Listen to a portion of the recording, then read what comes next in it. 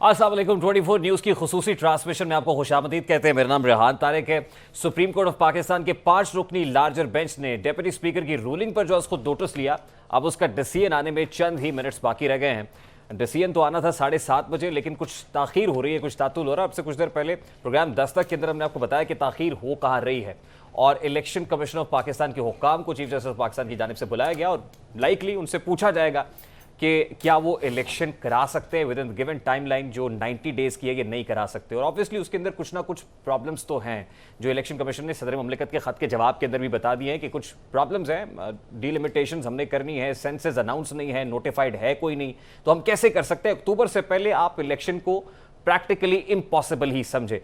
अब chief justice of Pakistan समेत 5 रुकनी लार्जर बेंच क्या डिसीजन देता है, everybody is eyeing on it. मेरे साथ जो पैनलिस्ट मौजूद है, क्विकली मैं तारुफ कराता चलूं। वैसे तो नहीं, मेरे तारुफ की जरूरत में जरा जाऊंगा, खुद रोशनी हूं, लेकिन रस्म दुनिया भी है, मौका भी है, दस्तूर भी है। मेरे दाएं जानिब सलीम बुखारी साहब मौजूद हैं, मेरे बाएं जानिब पीजे मीर साहब है, उनके साथ इफ्तिखार अहमद साहब तशरीफ फरमा है, और उनके साथ जावेद इकबाल साहब हैं। Thank you very much for joining us ji, बहुत बहुत शुक्रिया सभी पैनलिस्ट का। क्विकली शुरू कर लेते हैं जावेद इकबाल साहब आपसे। आज सुप्रीम कोर्ट ऑफ पाकिस्तान का बड़ा इंपॉर्टेंट डिसीजन है, और ये फरमाइएगा कि आपको लग रहा है कि क्या पार्लियामान 3 अप्रैल की पोजीशन पर बहाल हो जाएगी आज?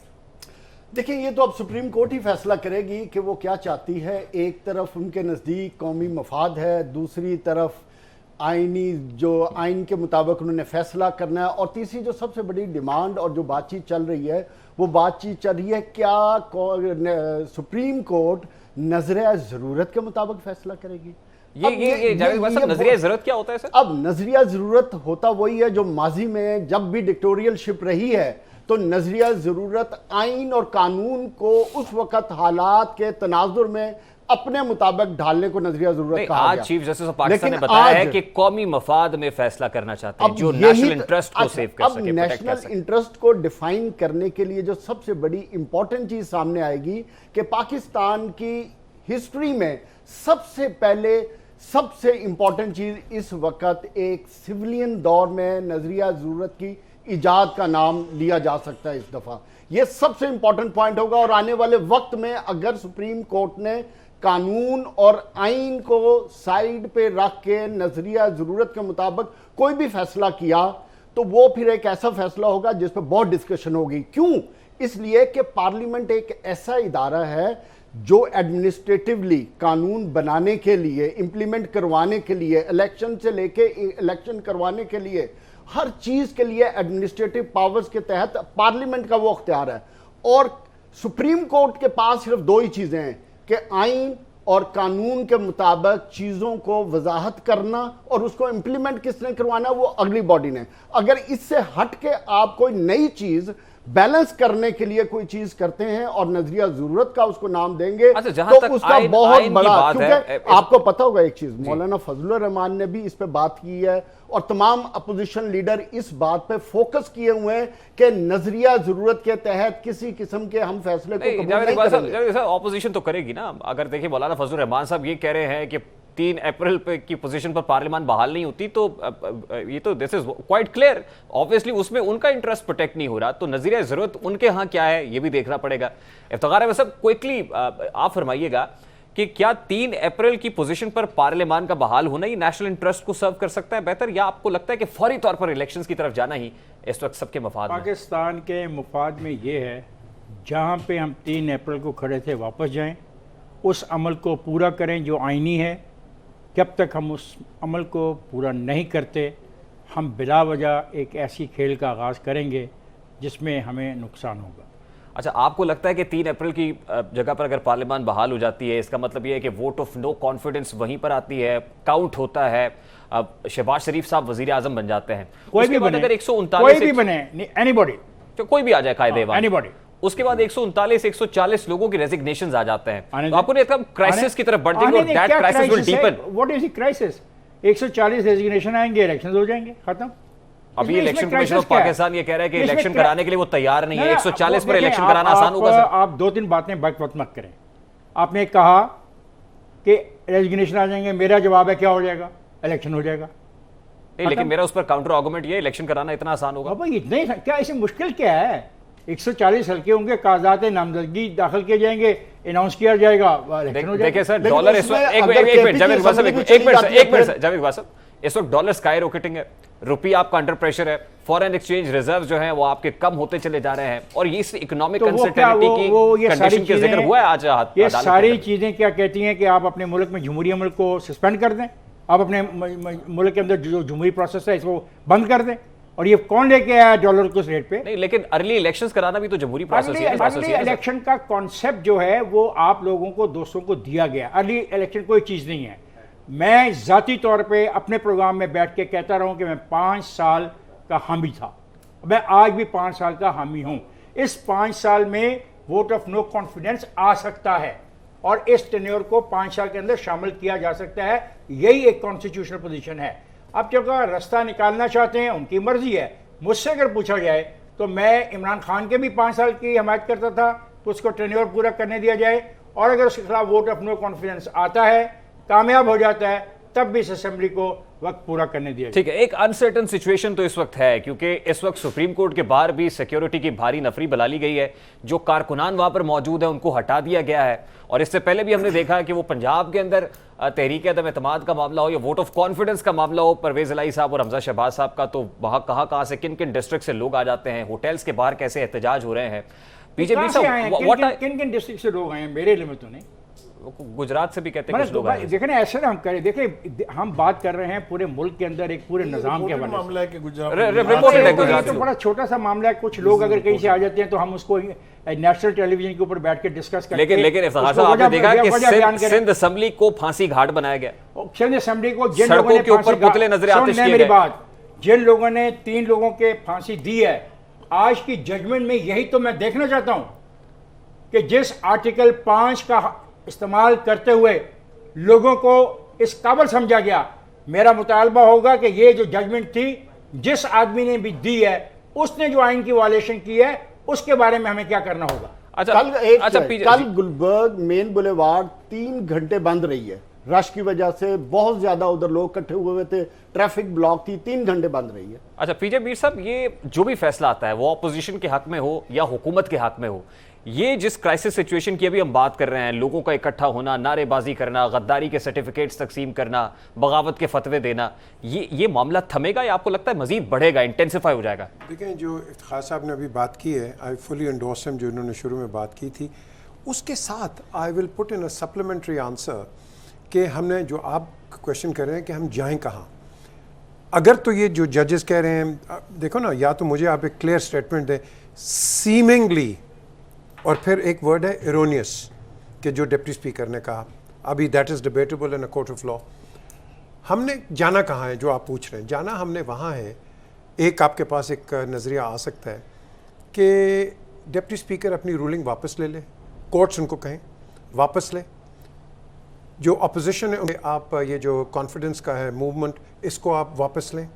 Prime minister then immediately calls for elections. ये एक फेस सेविंग है। वो क्यों है? लेकिन देखिए, ना होल्ड ऑन, वो क्यों है? इसलिए कि आपने ऑपोजिशन को गद्दार कहा है।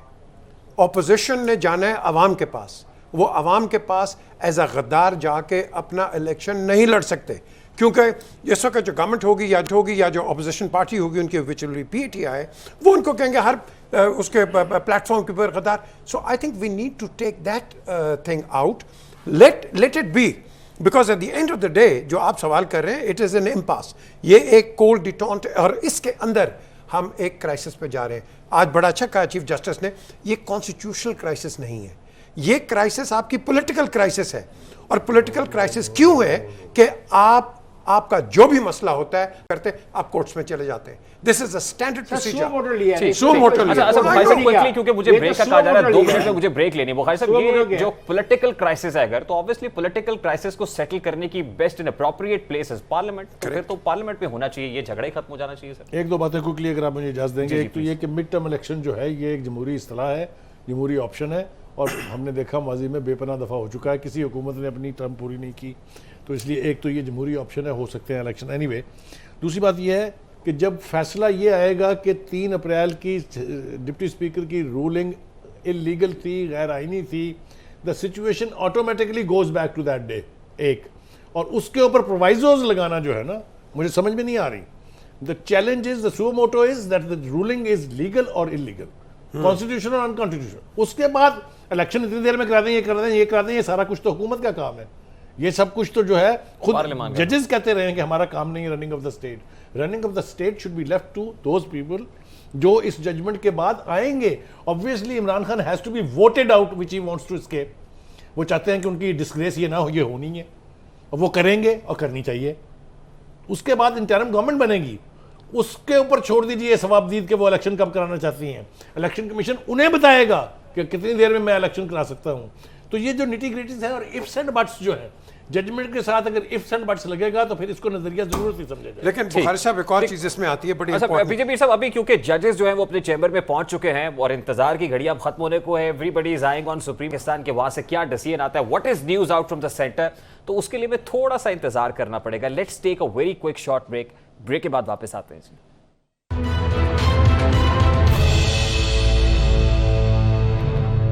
Welcome back after the break viewers. हमारे पैनलिस्ट हमारे साथ मौजूद हैं, लेकिन before we move on to the panelist, Rozina Ali साहिबा हमारी रिपोर्टर इस वक्त जो सुप्रीम कोर्ट में मौजूद हैं, उनसे जानते हैं कि what is news out from the centre. Rozina Ali साहिबा, क्विकली बताइएगा कि अभी कितना वक्त बाकी है, ताखीर क्यों हो रही है?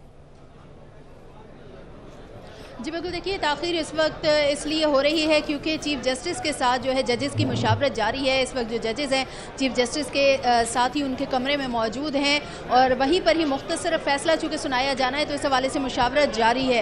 अभी तक बाकी जो तमाम अफराद हैं वो तो कोर्ट रूम के अंदर हैं और कोर्ट रूम में तमाम जो ऑडियो और वीडियो जो है वो तमाम तक चेक किए जा रहे हैं। जो मुतल्लिका जितने भी जो वहाँ पर अफराद हैं उन्हें ऐसी कोई भी डिवाइस ले जाने की उन्हें पाबंदी है कि वो नहीं लेकर जा सकते कोर्ट रूम में। चूँकि बहुत बड़ी समाअत हुई और उसका बड़ा फैसला आना है, उसी बड़े फैसले के ऊपर सभी की नज़रें यहाँ पर इस वक्त सुप्रीम कोर्ट के ऊपर लगी हुई हैं। अपोजिशन के तकरीबन जो अरकान है वो यहाँ पर सुप्रीम कोर्ट में पहुँच चुके हैं। नून लीग पीपल्स पार्टी के अरकान यहाँ पर पहुँचे, इसके अलावा साबिका हुकूमत के जो अरकान थे वो भी यहाँ पर सुप्रीम कोर्ट में पहुँच चुके हैं। ताहम जजेस अभी तक कोर्ट रूम के अंदर नहीं गए हैं। चीफ जस्टिस के कमरे में जजेस मौजूद हैं और वहीं पर ही जो है मुख्तसर फैसले के ऊपर इस वक्त मुशावरत जारी है। अच्छा रोजीना, इलेक्शन कमीशन ऑफ पाकिस्तान के अमले को तलब किया गया था चीफ जस्टिस ऑफ पाकिस्तान की जानिब से, क्या उनसे उनकी राय ले ली गई है या अभी राय लिए जाना बाकी है उनसे?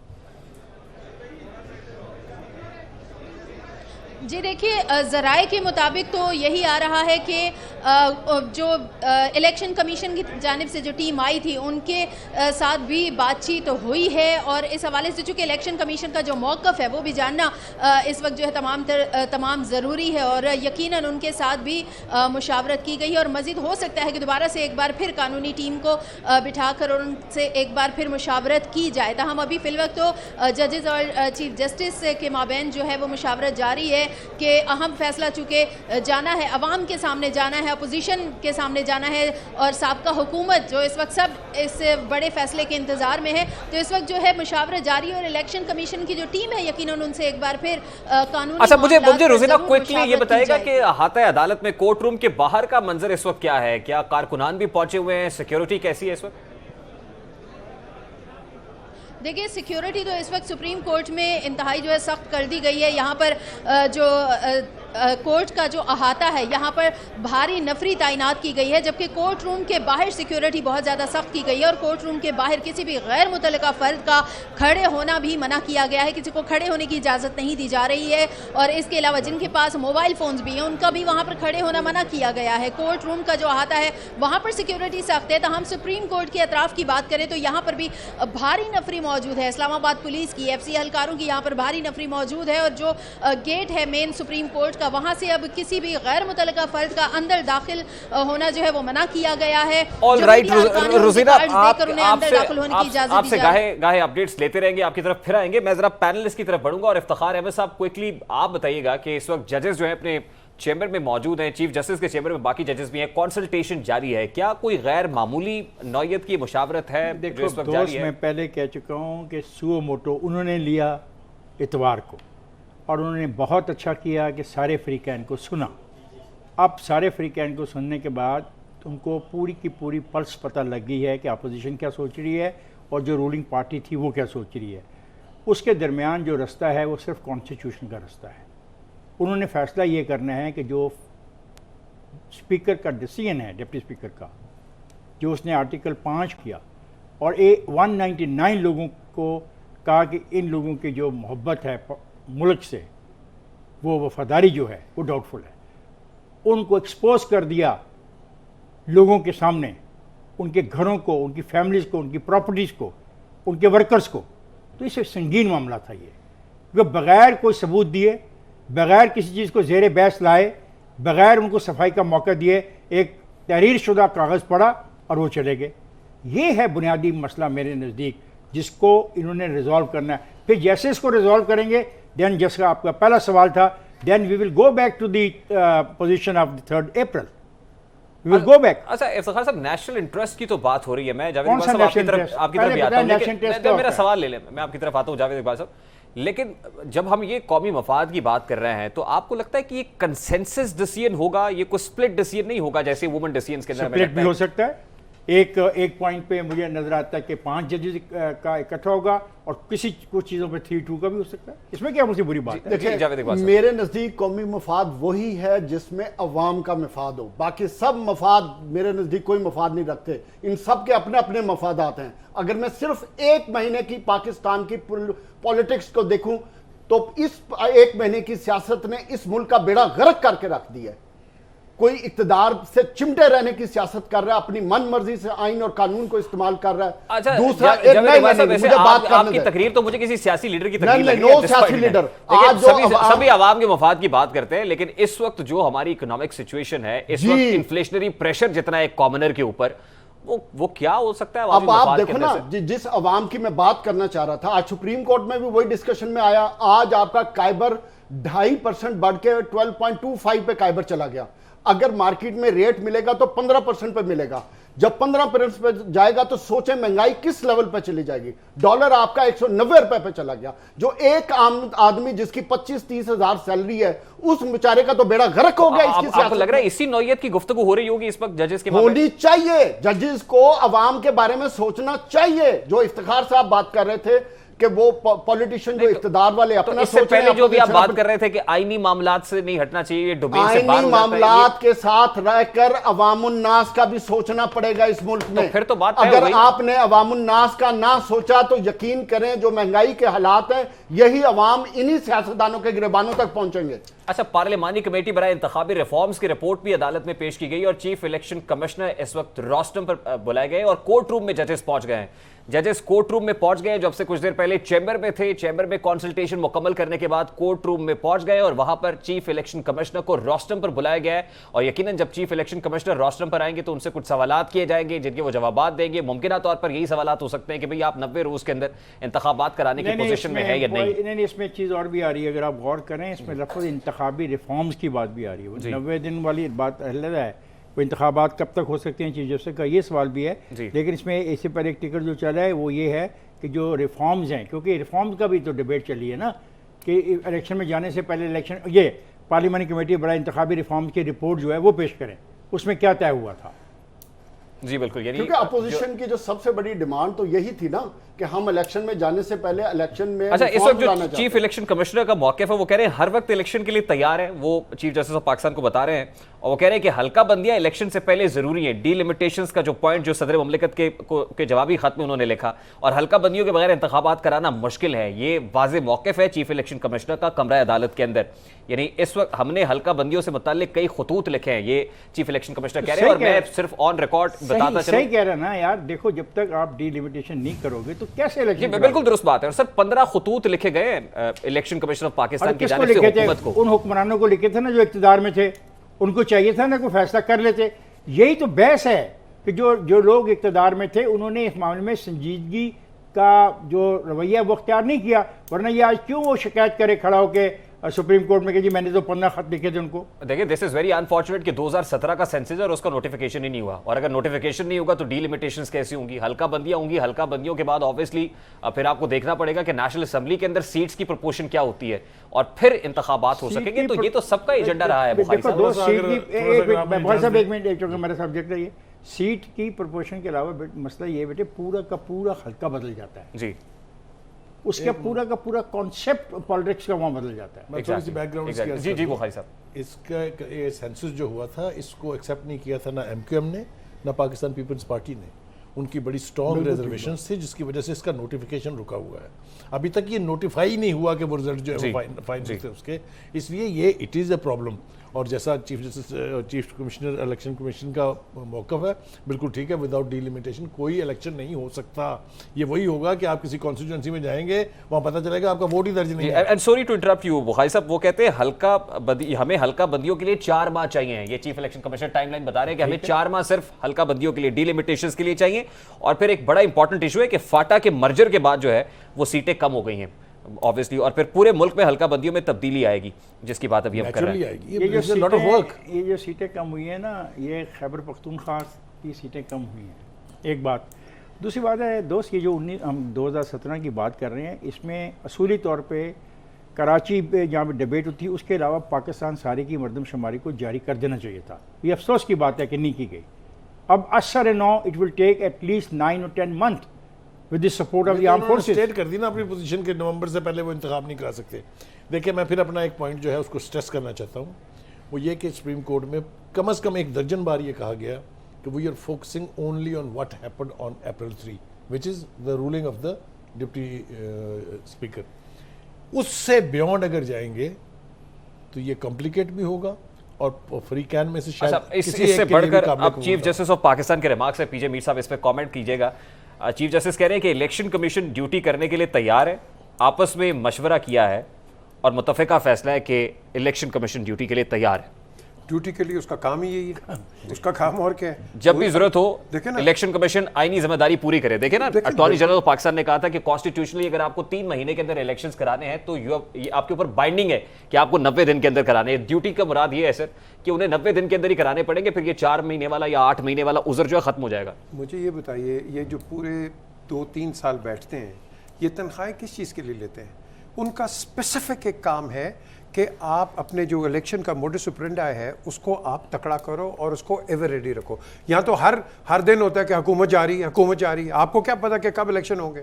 यहाँ तो हुकूमत आती नहीं है तो उसको जाने के आप इलेक्शंस के लगा देते हैं। सो चीफ जस्टिस ने जो बात की है और जो इसको जो हल्काबंदी की बात की है, ये 3-4 महीने उसको चाहिए, इसीलिए आपको 90 डेज देते हैं कि 90 डेज के अंदर आप डेप्यूटी स्पीकर की रूलिंग भी गैर आईनी करार दे दी गई है। डेप्यूटी स्पीकर की रूलिंग कलअदम करार दे दी गई है। ये इंपॉर्टेंट ब्रेकिंग न्यूज है इस वक्त कि डेप्यूटी स्पीकर की रूलिंग कल अदब करार दे दी गई। अब से कुछ देर पहले तुम रिमार्क्स डिस्कस कर रहे थे चीफ जस्टिस ऑफ पाकिस्तान के कि उन्होंने ड्यूरिंग प्रोसीडिंग्स रिमार्क्स क्या दिए, लेकिन अब ये जजमेंट है कि डेप्यूटी स्पीकर की जो रूलिंग है वो गैर आईनी करार दे दी गई है। तो फिर उसके अंदर इंपॉर्टेंट न्यूज है सर। तो फिर उसके अंदर if the courts can intervene in parliament then why can't the parliament intervene? अगला डिसीजन सुन लेना सर।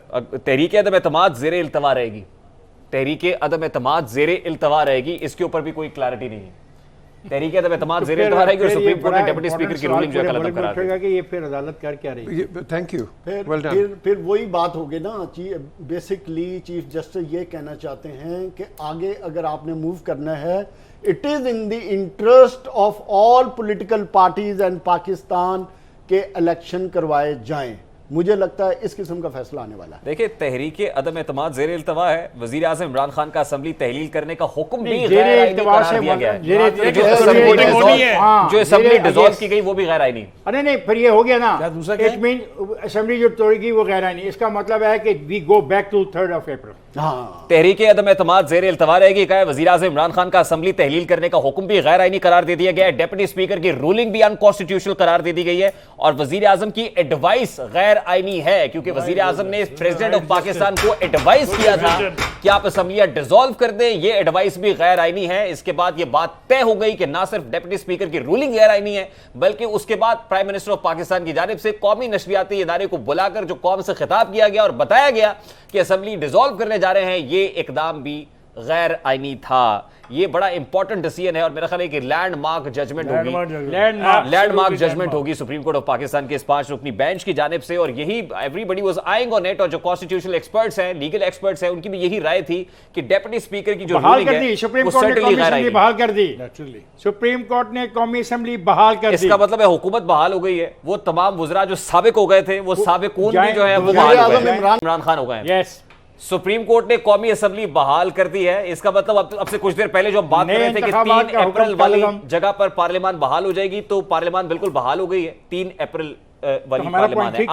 हमारा पॉइंट ठीक था ना। अब You बिल्कुल, can They should actually go go back back to to third April's April. reposition. बिल्कुल, आर April में पैनल जाओ। स्टैंड्स करेक्टेड जी, बिल्कुल बिल्कुल सही बात है। 3 अप्रैल वाला जो पोजीशन है कौमी असम्बली की बहाल हो गई है, सुप्रीम कोर्ट ने कौमी असम्बली बहाल कर दी है। ये बड़ा इंपॉर्टेंट डिसीजन है जी। और उसके बाद ऑब्वियसली इसके प्रोज एंड कॉन्स तो होते हैं दोनों फरीकैन के लिए कि हुकूमत क्या सोच रही होगी और ऑपोजिशन ऑब्वियसली सेलिब्रेट कर रही होगी। लेकिन इस पे अब फिर जिम्मेदारी पार्लियामान पे आ गई है और जो लोग पार्लियामान में बैठे हैं उन पर आ गई है कि वो अवाम के लिए अच्छा, कैसे अच्छा, अपनी इंपॉर्टेंट जिम्मेदारी अदा ये है कि करते हैं। नए इंतखाबात का हुक्म भी कल अदम करार दे दिया गया है।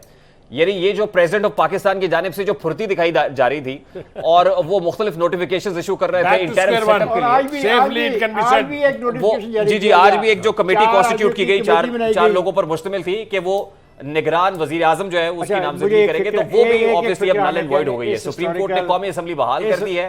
जो नए इंतखाबात का हुक्म था वो भी कल अदम करार दिया गया है सदर पाकिस्तान का। इसका मतलब अब इंटरिम सेटअप की बात तो छोड़ दें आप, अब आपको वापस असम्बली में आना पड़ेगा। वो असम्बली जिसको आपने डिसॉल्व कर दिया था वो गैर आईनी था। तहरीक अदम-ए-एतमाद से मुतालिक इजलास अब 9 अप्रैल को बुलाने का हुक्म जारी कर दिया गया है। तहरीक अदम-ए-एतमाद से मुतालिक जो इजलास है अब 9 अप्रैल को होगा। तो आ गई बात नंबर गेम के ऊपर, अब जो भी होगा पार्लियामान के अंदर होगा।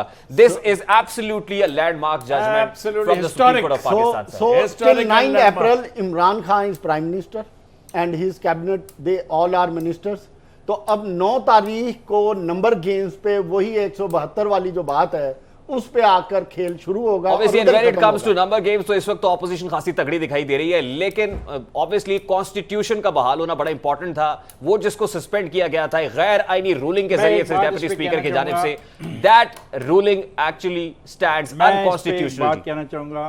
मैं I salute to all the जजेस of the supreme court of Pakistan कि Not only उन्होंने you, we all- अदलिया की पर जो लोगों का कॉन्फिडेंस था उसको रिवाइव किया है और तमीज़ुद्दीन के बाद जो एक धब्बा लग चुका था और बिल्कुल। मुसलसल उसका हवाला दिया जा रहा था, अब इस फैसले ने मेरा ख्याल है काफी हद तक उस धब्बे को साफ करने सुप्रीम में कोर्ट काम ने करेगा। वाजे किया है कि अगर तहरीक अदम-ए-एतमाद कामयाब होती है तो नए वजीर आजम का इंतखाब किया जाएगा और एब्सोल्युटली अगर तहरीक अदम-ए-एतमाद कामयाब हो जाती है तो वजीर आजम इमरान खान साहब नहीं रहेंगे। उसके बाद नए जो है कायदे ऐवान की सिलेक्शन का मामला होगा और नया कायदे ऐवान कौन आएगा जिसके नंबर पूरे होंगे। सुप्रीम कोर्ट के बाहर इस वक्त जो सिचुएशन है, हम ये कह रहे थे कि डिसीजन जो भी आता है एक कियोस, एक क्राइसिस की सिचुएशन बन सकती है। उसके लिए नफरी तो मौजूद है, लेकिन कारकुनान इस वक्त आमने सामने दिखाई दे रहे हैं। लीगी कारकुनान की वजीर आजम शहबाज शरीफ के नारे, तहरीक इंसाफ के कारकुनान एक बारी फिर न्याजी के नारे लगा रहे हैं और पुलिस खामोश तमाशाई बनी हुई है। तो इस वक्त obviously one has to celebrate and other one has to decide कि वो क्या करेंगे। अब इसका उसका काउंटर नैरेटिव क्या होगा। चीफ जस्टिस ऑफ पाकिस्तान ये फैसला पढ़कर सुना रहे हैं जी, और किसी मेंबर को वोट देने से नहीं रोका जाएगा, यह भी सुप्रीम कोर्ट ने कह दिया है। इससे पहले जो हुकूमत की जानिब से कहा जा रहा था कि हम मेंबर्स को रोकेंगे, ये तो मेरा ख्याल है कि बड़ी इंपॉर्टेंट बात इसलिए भी कि 63A की तशरीह से मुतालिक भी यही 5 रुकनी लार्जर बेंच फैसला कर रहा था और मेरा ख्याल है कि अब उसके ऊपर डिसीजन आ गया, ये फैसला हो गया है कि किसी मेंबर को आप वोट देने से नहीं रोक सकेंगे। वोट देना हर एक का आईनी हक है, रिस्पॉन्सिबिलिटी है, तो ये भी वाजे हो गया। और आर्टिकल 63A से मुतालिक इस फैसले का अमल नहीं होगा। अच्छा, ये सुप्रीम कोर्ट ने वाजे कर दिया कि 63A से मुतालिक अमल नहीं होगा। ये उसके बाद है ऑब्वियसली फ्लोर क्रॉसिंग होगी, जब कोई गुनाह जुर्म सरजद होगा तो उसके बाद जब कोई जुर्म करेगा तो फिर उसको सजा दी जाएगी ना। अच्छा, उस सजा का लिखा हुआ है। I think we can safely say the Imran Khan and company have lost the case. Speaker का फैसला भी सुप्रीम कोर्ट के फैसले से मशरूत होगा। ऑब्वियसली ये भी कंडीशनल है। ऑब्वियसली स्पीकर का फैसला भी सुप्रीम कोर्ट के फैसले से मशरूत होगा। वजीर आजम और सदर के अहकामात सुप्रीम कोर्ट के फैसले से मशरूत होंगे। यानी सुप्रीम कोर्ट जो है आर्टिकल 6 अवॉइड कराया ना। देखो ना, ये देखो इसमें ये फायदा हो गया ना इमरान को कि उस पर आर्टिकल 6 नहीं लगा। उनको कहा जाओ, बस तुमने जो गलतियां की माफ किया, जाओ जाके दोबारा। इसका मतलब ये इफ्तिखार साहब, ये सबवर्जन या एब्रोगेशन ऑफ द कॉन्स्टिट्यूशन तो नहीं है, बच गए ना उससे। इसको वायलेशन ऑफ द कॉन्स्टिट्यूशन कह सकते हैं। दोनों ऑपोजिशन हुकूमत दोनों बच गए ना नहीं, इससे। एक पॉइंट अभी आएगा जिस पे मैं बाजी आऊंगा। जो 5 आर्टिकल 5 के तहत 199 के बारे में जो फैसला किया गया उसके बारे में भी हमें बताया अंडू हो गया ना सारा कुछ। सारा कुछ अंडू हो गया। अच्छा, ये शॉर्ट नोटिस है जो अदालत की तरफ से सुनाया जा चुका है और वो कह रहे हैं कि तफसीली फैसला बाद में जारी किया जाएगा। तो ये इंपॉर्टेंट पॉइंटर्स हैं उस शॉर्ट नोटिस के, शॉर्ट डिसीजन के, जो हमने आपके सामने पढ़कर सुना दिए हैं और आपकी स्क्रीन पर भी है। इस वक्त एक प्रेस कॉन्फ्रेंस लग रहा है कि आ रही है और that is likely to be from the opposition benches. Opposition जो है वो क्या करती है, ऑब्वियसली उनके लिए तो सेलिब्रेशन का एक मकाम है। ऑपोजिशन जो चाह रही थी वो कौन है ये ऑपोजिशन के लिए? शेख रशीद लग रहा है मुझे। देखिए, ये मरियम औरंगजेब साहिबा है। मरियम की लाइट कम है भाई, उनके साथ तो डाइट कम महंगी करा। 9 अप्रैल को तहरीक एतमाद पर वोटिंग कराने का हुक्म जारी किया गया और बेआईनी उसी तरह होगी जिस तरह 3 अप्रैल को ये होना था, लेकिन डेप्यूटी स्पीकर की गैर आईनी रूलिंग की वजह से ये नहीं हो सका था और अब ये सब रिवर्स हुआ है। डेप्यूटी स्पीकर की रूलिंग कलअदम करार दी गई है। वजीर आज़म इमरान खान साहब का असेंबली डिसॉल्व करने का फैसला कलअदम करार दिया गया है, उनका प्रेसिडेंट को एडवाइस करना कलअदम करार दिया गया है और स्पीकर का ये जो फैसला है वो सुप्रीम कोर्ट के डिसीजन से मशरूत होगा। 9 अप्रैल को ये वोटिंग होनी है तहरीक एतमाद पर और ऑब्वियसली और फिर ये भी कहा गया है कि किसी को वोट देने से नहीं रोका जा सकता है। वोट देना हर मेंबर का आईनी हक है। तो इसका मतलब यह है कि सभी अपने नंबर शो करेंगे पार्लियामेंट के अंदर और उसके बाद ये देखना है कि जो मेजॉरिटी होगी फिर उसके बाद उनको कायदे ऐवान मुंतखब करना होगा। तो उसके बाद वजीर आज़म इमरान खान नहीं रहते तो कायदे ऐवान का मरहला आएगा और फिर नया कायदे ऐवान उसी का होगा जिनके नंबर जो है मेजॉरिटी के अंदर होंगे। तहरीक एतमाद कामयाब होती है तो नए वजीर आज़म का इंतखाब किया जाएगा। और वेरी इंपॉर्टेंट डिसीजन फ्रॉम 5 रुकनी larger bench of the supreme court और ये वो डिसीजन है जिसका सभी इंतजार कर रहे थे। ये इंपॉर्टेंट से ज्यादा तारीखी फैसला है, बिकॉज अगर ये फैसला इसके अलावा होता तो अदलिया पे बहुत बड़ा धब्बा होता। क्योंकि मैं जो पहले बात कर रहा था कि ये फैसला आना था अगर नजरिया जरूरत के तहत, तो फिर सिविल मार्शल लॉ वाली सिचुएशन होनी थी, उनको रेस्क्यू करने के सेफ एग्जिट देने का प्लान बन जाना था। तो वो एक ऐसा फैसला होना था जो तारीख में उस फैसले पे जिस तरह डिक्टेटर्स के फैसले को याद रखा जाता है उस तरह इस फैसले को भी याद रखता। आज इस फैसले से एक बात साबित हो गई कि पार्लियामेंट सुप्रीम है।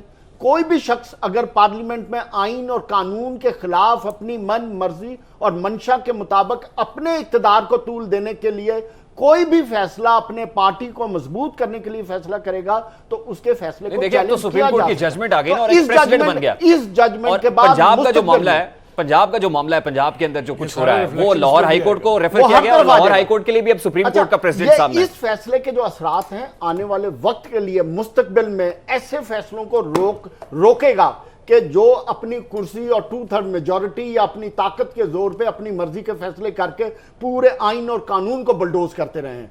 इस फैसले से जो सबसे ज्यादा फायदा होगा वो आगे आने वाले वक्त में इस तरह के जो आईनी क्राइसिस आए जिस तरह इन 5-6 दिनों में इस मुल्क के साथ मीडिया टॉक आ गई है। जावेद इकबाल साहब इस वक्त खुरम दस्तगीर, मोहसिन शाहनवाज राजा और पाकिस्तान मुस्लिम लीग इस वक्त लीगी कैंप के अंदर तो बड़ी खुशी है। इवन मुत्तहिदा अपोजिशन और मुत्तहिदा अपोजिशन का इजलास इस वक्त शहबाज शरीफ साहब की रिहाइशगाह पर जारी है। ऑब्वियसली वहां पर भी जो है वो अब सोच विचार की जा रही होगी 9 अप्रैल को। और उसके बाद वो जिस शेरवानी की बात हो रही थी जिसको शेख रशीद साहब कहते हैं कि शेरवानी अचकर नेकर बन जाएगी, तो अब शेरवानी तो मेरा ख्याल सीधी कर ली होगी।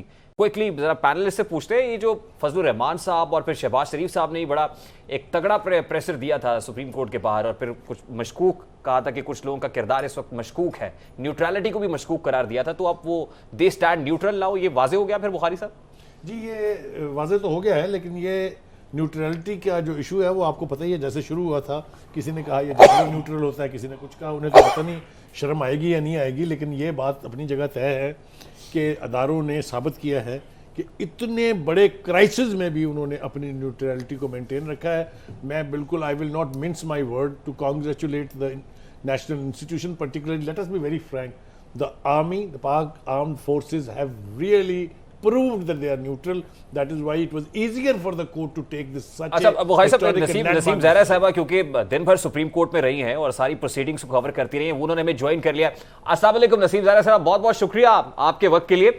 जरा क्विकली बताइएगा कि इस वक्त क्या सूरत हाल है शहर इक़्तिदार की, कैसा माहौल देख रहे हैं आप?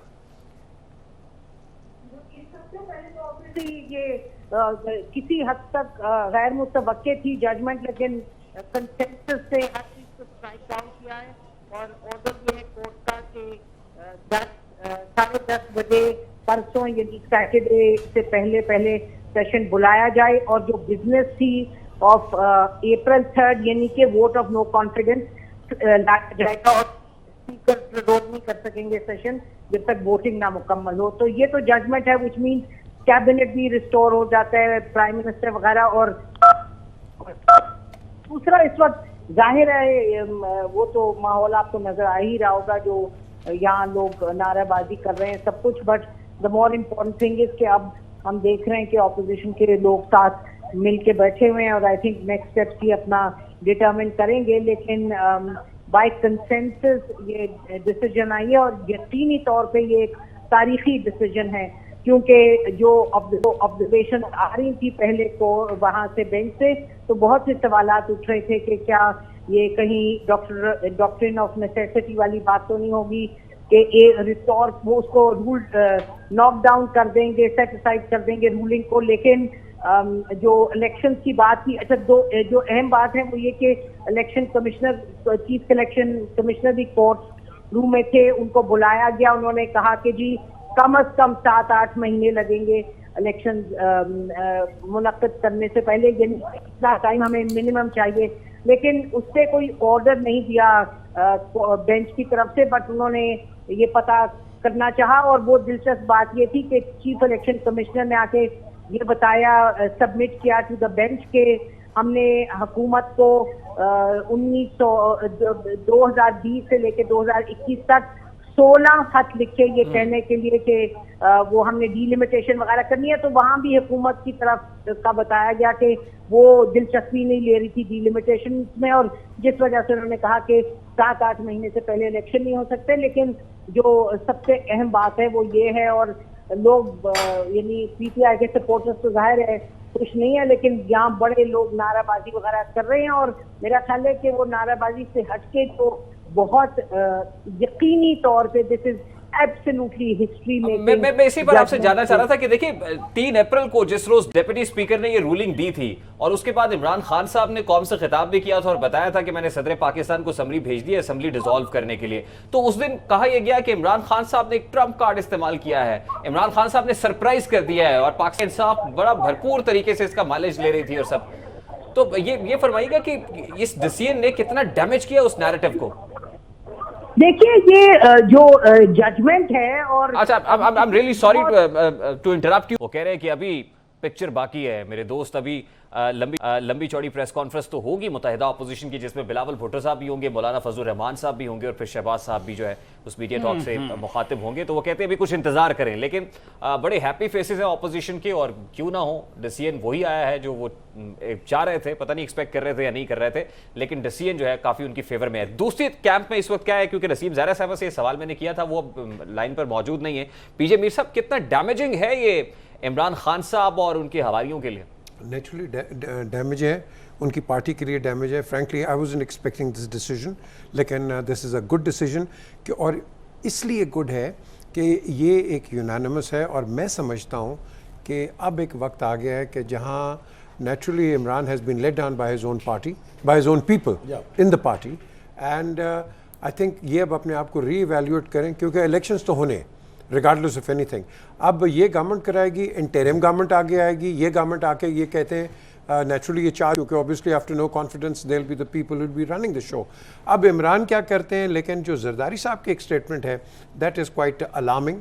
उन्होंने कहा है कि जो मर्जी डिसीजन आए, हम रोड्स पे निकलेंगे और अपने शो ऑफ स्ट्रेंथ दिखाएंगे। अच्छा। अब ये बड़ा अलार्मिंग है कि अगर ये शो ऑफ स्ट्रेंथ दिखाएंगे तो don't forget the other side will come out on the roads. इस चीज़ को हमने अवॉइड करना है। आपके पास एक बड़ा अच्छा एक मैं कहूँगा कि न्यूट्रल एक फैसला आया है, although PTI will not accept it, but at the same time उन्होंने जो चीज़ की है, जो अभी इफ्तिखार साहब ने भी बात की, बुखारी साहब ने, जावेद ने, आपने आर्टिकल 6 को साइड पर फेंक दिया। So that is a good. Najam Sethi साहब ने भी ज्वाइन किया है, जरा सेठी साहब का ओपिनियन भी लेते हैं। अस्सलाम वालेकुम सेठी साहब, बहुत बहुत शुक्रिया आपके वक्त के लिए।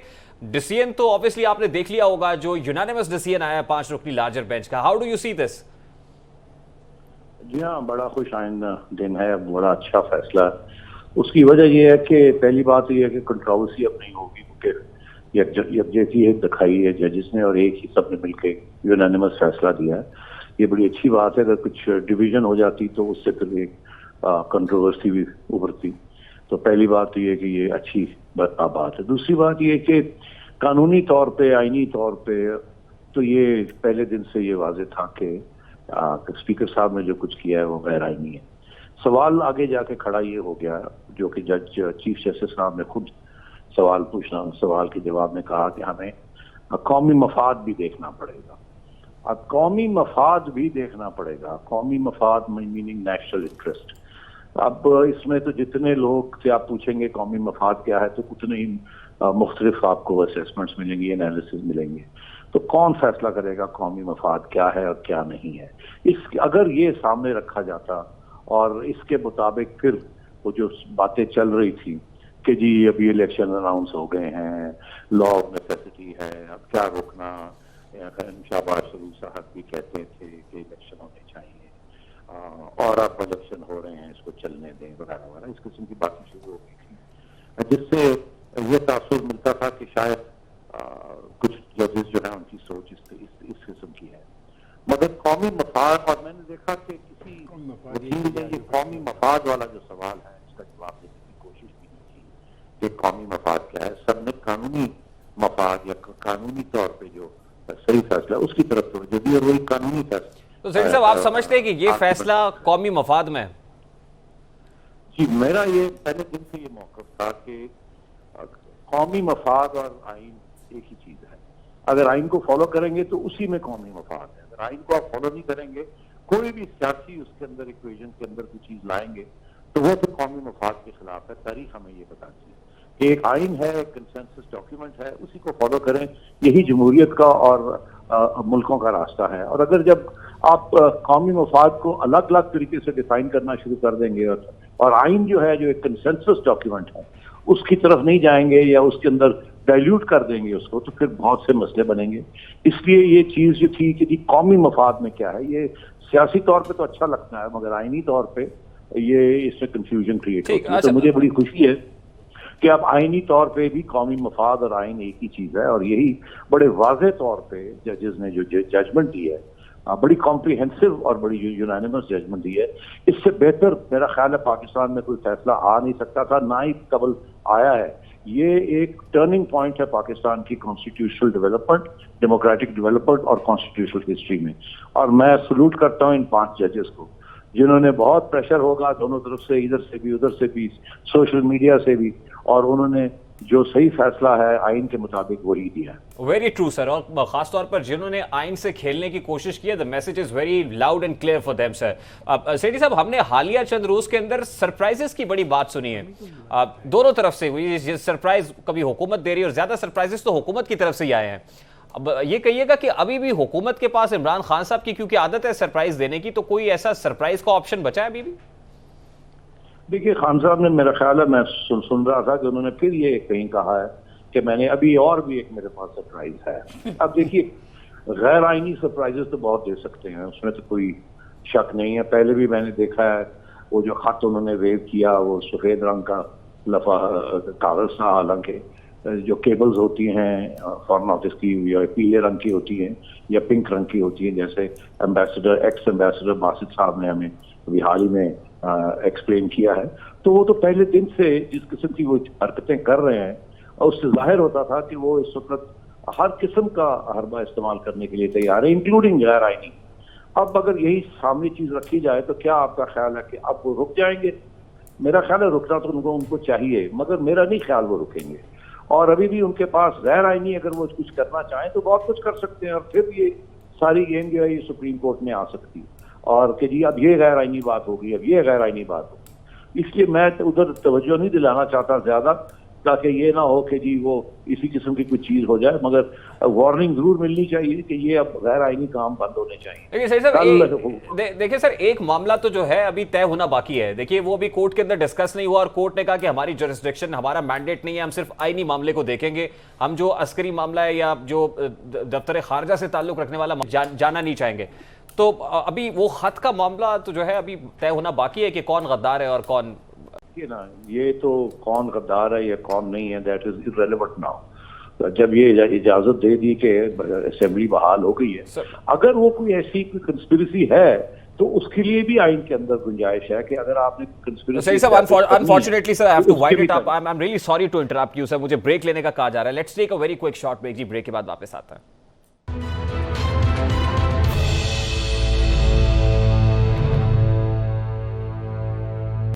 Welcome back after the break जी। क्विकली इफ्तिखार साहब की तरफ मैं बढ़ूंगा। इफ्तिखार साहब, ब्रेक पर जाने से पहले सेठी साहब थे, और वो एक मामला तो अभी भी डिस्प्यूटेड है, जो लेटर का मामला है, जो डिप्लोमेटिक केबल कह लें आप, लेटर गेट कह लें, वो मामला कैसे रिजॉल्व होगा? जब तक वो रिजॉल्व नहीं होता आगे बढ़ सकते हैं? अगर पार्लियामेंट बहाल हो गई है, पार्लियामेंट को फैसला करने दो, पार्लियामेंट की कमेटी बना लो, उसके आगे पेश कर दो, इन कैमरा प्रोसीडिंग कर लो, जो मर्जी आती करो। लेकिन एक बात की मुबारकबाद मैं आज देना चाहता हूँ सारी कौम को कि नज़रिया ज़रूरत आज दफन हो गया है।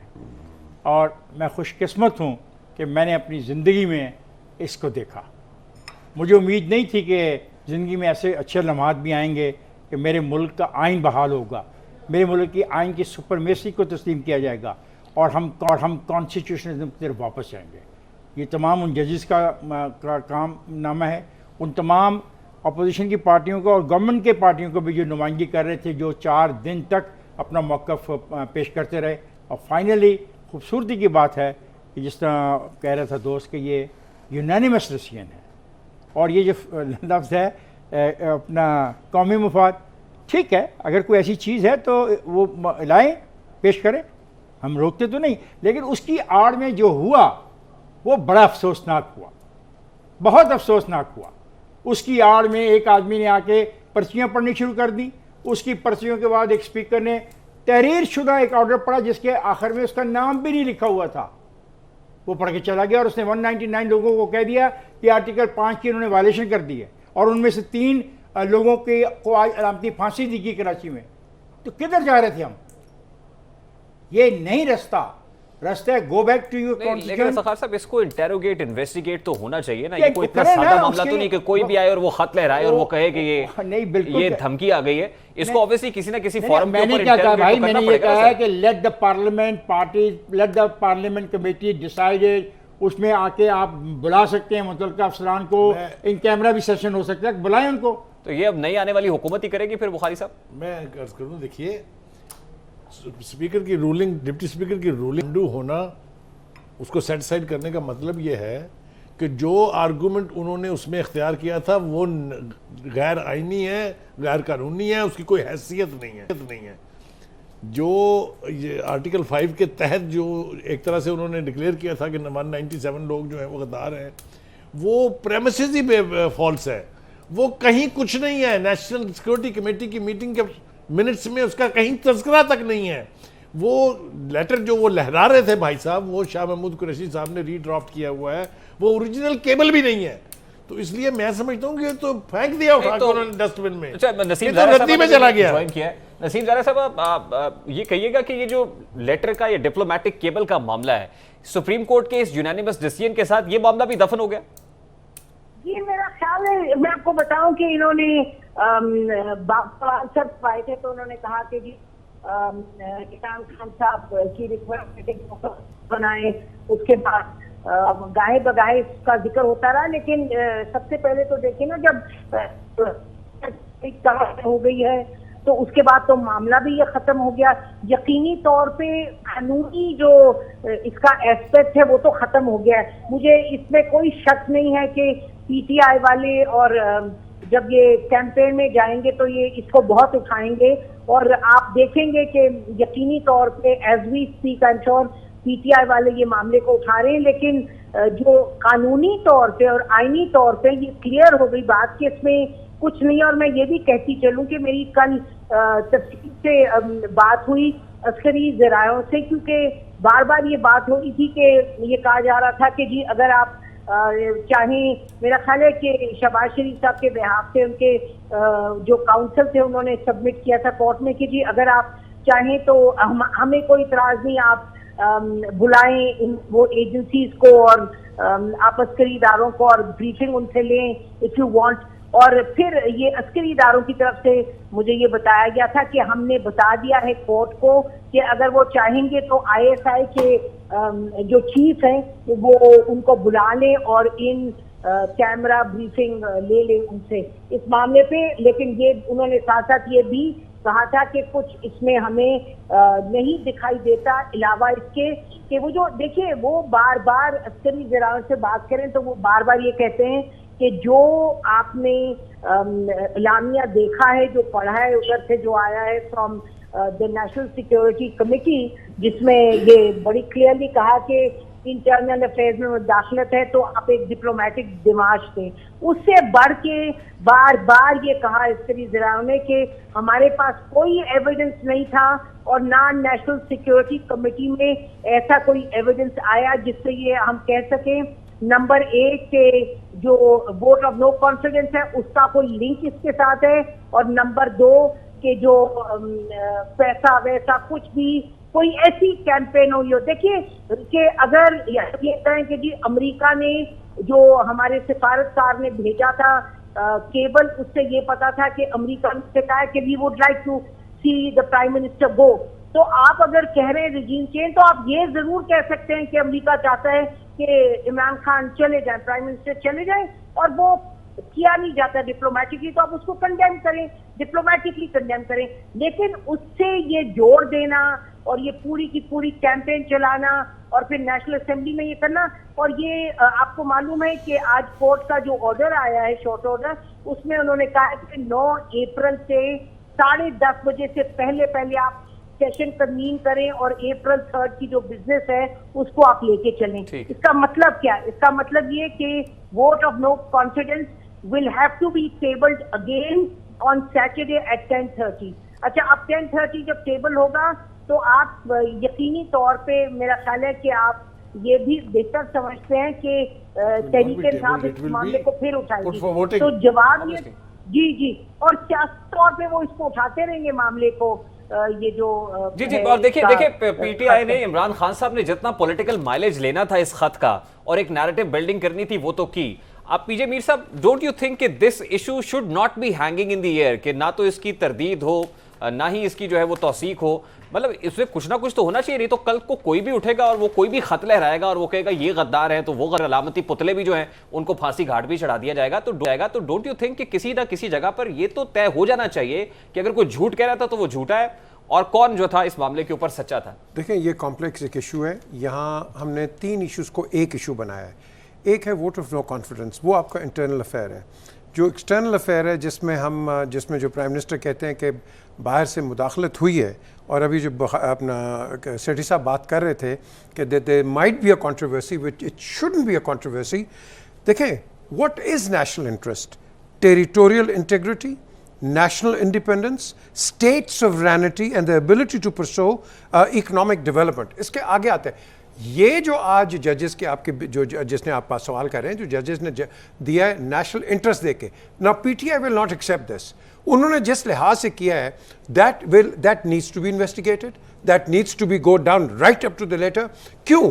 क्योंकि अगर आप लेटर पे नहीं लेके जाएंगे, PTI will never rest on that. And remember one thing, इसका जवाब आपको कहीं नहीं मिलेगा। गवर्नमेंट्स, यस, कंट्रीज ने उड़ाई हैं, गवर्नमेंट्स हमारी भी उड़ाई हैं, let's not be in denial, किया है उन्होंने, लेकिन eight the end of the day ये पहला आदमी है जिसने बोला है। और भाई जो उड़े हैं बाद में वो बोले हैं कोई? बाद में तो सब अपने डिफेंस में चले गए। जनरल मुशर्रफ को नहीं कहा था आर यू विद अस और not with us? Simple as that. वो पब्लिक हो गया। यहां जो बात आई है, जो एक नैरेटिव है from N ambassador, not in writing. अब वो जो अंग्रेजी लिखी है वो तो मेरा ख्याल कोई 7वीं जमात का बच्चा भी नहीं इतनी गंदी अंग्रेजी लिख सकता है। मैं समझता हूँ ये जो नैरेटिव है इस एम्बेसडर का, ये हमारी इन्वेस्टिगेशन के आगे आने चाहिए। जो आपकी नेशनल सिक्योरिटी कमेटी है उसके अंदर आप खुल के इस पर बात करें, डिबेट करें। Let the country get on with it, let the country get on it's right path. Again Khan साहब, आपने जो जजमेंट दे दी है, आपने जो जजमेंट दे दी है, excellent, let's move ahead. Premises absolutely. इस किस्म की 110 जो लेटर्स हैं वो आते हैं फॉरेन एम्बेसीज से, और सेक्रेटरी फॉरेन अफेयर्स तक की लेवल तक ठप कर दिए जाते हैं, फाइलों में डाल दिए जाते हैं, या को बहुत क़यामत अगर आ जाए तो उसकी कंडेमनेशन के लिए एक डिमार्च भेज दिया जाता है। There is nothing beyond this in that letter. ये शर्मिंदगी उठानी पड़ेगी जनाब फॉरेन मिनिस्टर साहब को भी, he will have no face. Imran Khan sahab को भी, ही हैज नो प्रेमिसेस। ये तय हो गया आज भाई, इसमें क्या रह गया बाकी? उठा के फेंक दिया कोर्ट ने बाहर, फिनिश।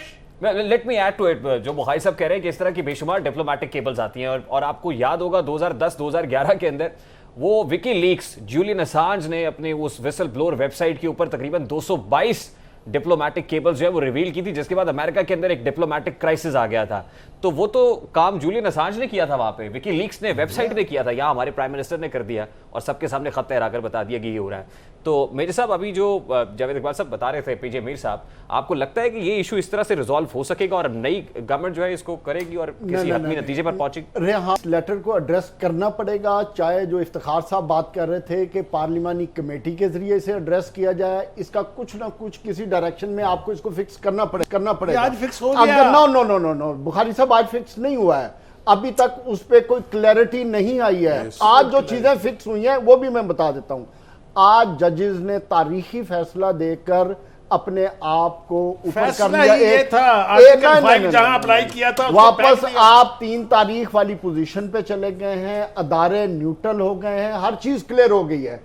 अब देखें, हमें अब आगे बात करनी चाहिए। आगे बात करने की है कि जो पीडीएम एक बयानिया लेके चली थी मुत्तहदा अपोजिशन, अब उस बयानिए के टेस्ट का टाइम शुरू होने वाला है। इमरान खान का बदअनवानी का, बैड गवर्नेंस का, उनकी इन्फ्लेशन का, जो डॉलर आज 190 पे, वो टाइम इज ओवर नाउ। अब इमरान खान वापस होना शुरू हो जाएगा।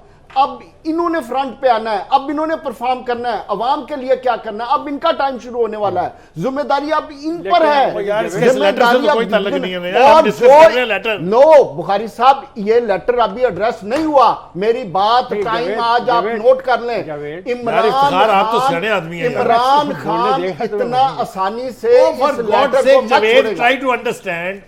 This Article 5's implication was the only challenge जिस- before the court. आप जिस नेशनल इंटरेस्ट फिर वही आप बात सुन अच्छा, अच्छा, आप आप सुन सुन ही रहे बात। आप मेरी एक बात नहीं, पहले सुनिए। आप मेरी सुनिए। नहीं जी, आपको मैं ये कह रहा हूं कि पूरा केस ही सिर्फ वो आर्टिकल 5 था। मैं आपसे एग्री कर रहा हूं। आप सुप्रीम कोर्ट को दाद दें, कितनी आसानी से उसने अपोजिशन को भी क्लियर कर दिया और हुकूमत को भी आर्टिकल बहुत- 5 बहुत- मेरा ख्याल है बहुत नाजुक सूरत हाल दिस है। Is important. बहुत नाजुक सूरत यही है। वो जावेद इकबाल बात साहब, है जिसकी तरफ सुप्रीम कोर्ट आपको इशारा कर रही थी, क्योंकि बुखारी साहब- कि कौमी मुफाद का यही फैसला है। बुखारी साहब लेकिन ये इतनी आसानी से दफन नहीं होगा। जावेद इकबाल साहब, अब पानी पीजिए प्लीज, प्लीज पानी पीजिए। बुखारी साहब क्योंकि मेरे करीब बैठे हुए हैं, मैं जरा प्यार से वही सवाल इनके सामने रखने की कोशिश करता हूँ।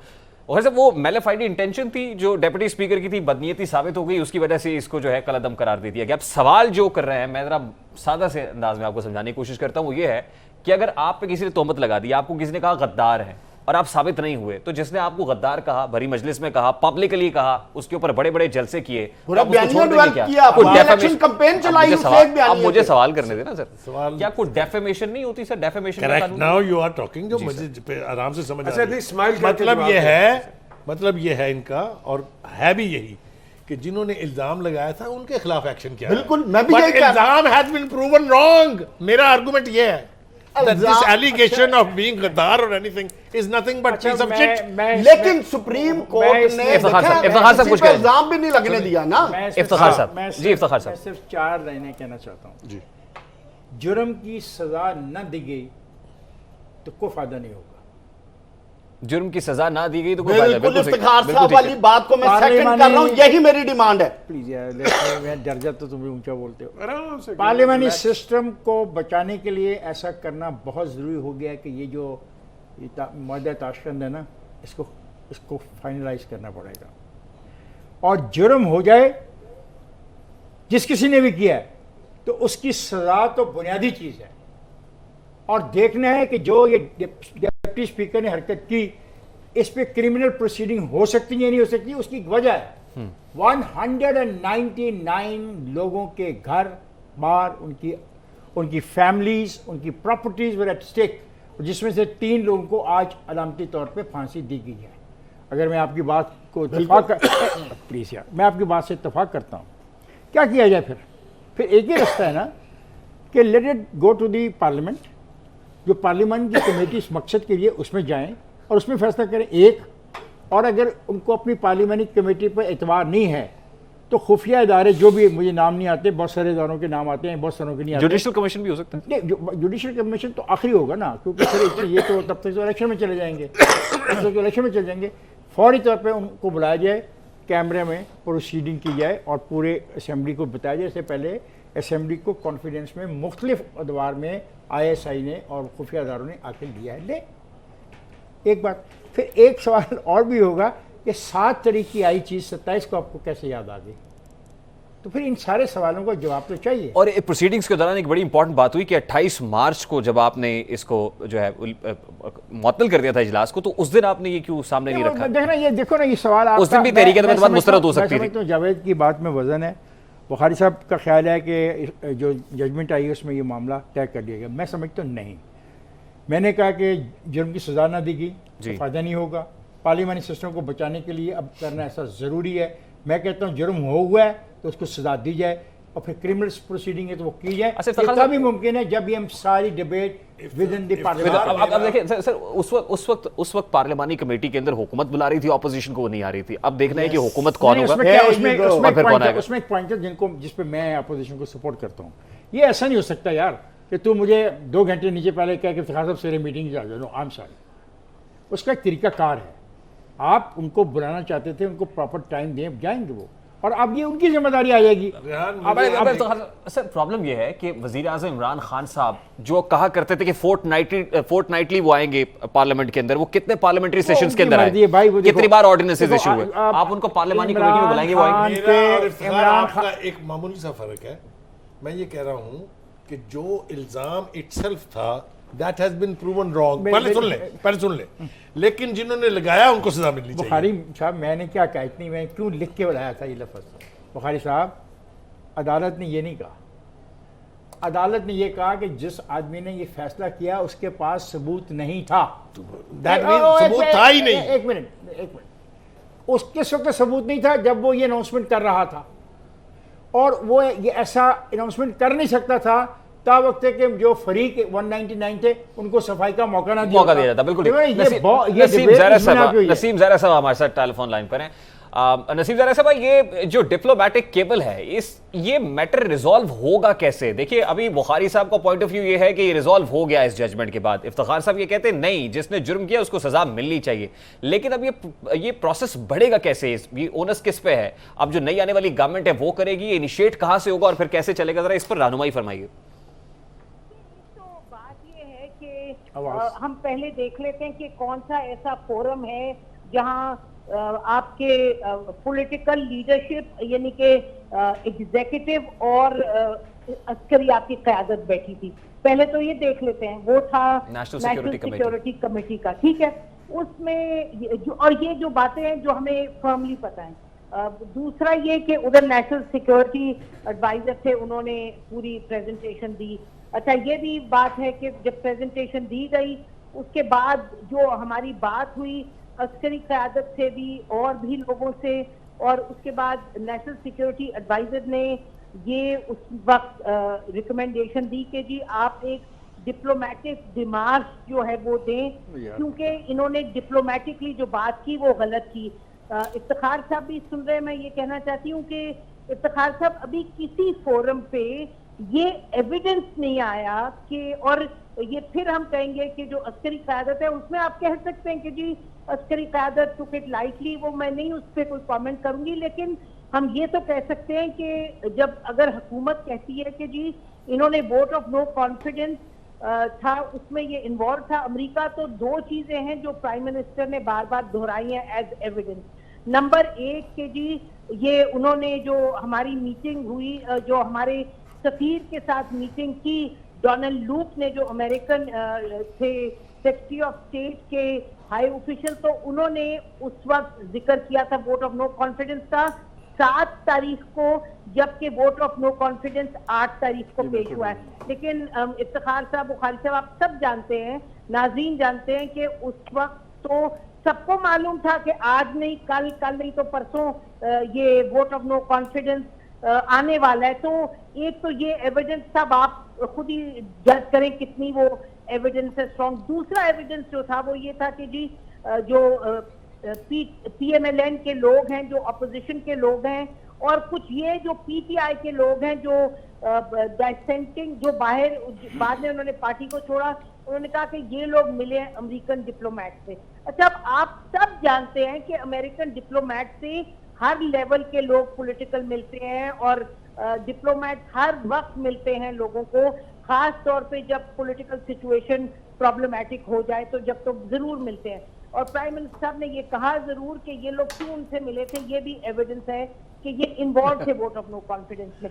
तीसरी बात बात ये है कि इसके अलावा तो कोई एविडेंस सामने आया ही नहीं, और आपको पता है हम सब उनमें से थे जिन्होंने बहुत सख्ती से इसकी मुजम्मत की, और हमने कहा ये गलत किया, अमेरिका ने कह के भी गलत किया है, they have no business to say all of this.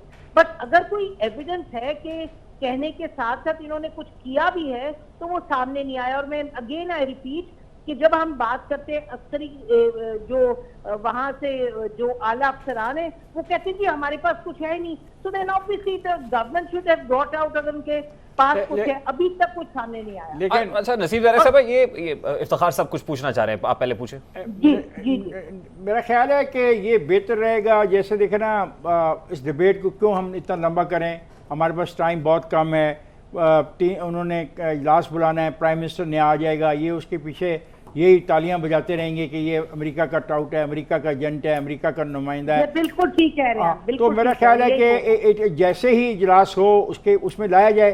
देखें जो नेशनल सिक्योरिटी की कमेटी की मीटिंग हुई उसका जो अलामिया इंग्लिश में जारी किया गया, आपने भी पढ़ा, मैंने भी पढ़ा, ना तो उसमें अमेरिका का तस्करा है, ना वोट ऑफ नो कॉन्फिडेंस का तस्करा है, ना किसी फंड रेजिंग का तस्करा है, ना किसी साजिश का तस्करा है। और फिर इन्होंने आज जो ये प्रोसीडिंग थी सुप्रीम कोर्ट के, उसमें जो पार्लियामेंट्री कमेटी का कुछ चीज पेश की वो भी गलत पेश की, और उसमें जाहिर किया कि शाम में कुरैशी उस मीटिंग में था, तो वो भी एक दुरुस्त बात नहीं थी। आई वाज देयर, तो उनको पता नहीं था कि इंफॉर्मेशन नहीं बुखारी साहब के पास मुकम्मल नहीं थी, वो बात कर रहे थे नेशनल। जी तो फिर नसीब ज़ाहिर साहब इसका दूसरा रुख भी देखना चाहिए ना, कि ये एलिगेशन जो है वो हुकूमत ने लगाया, इमरान खान साहब ने।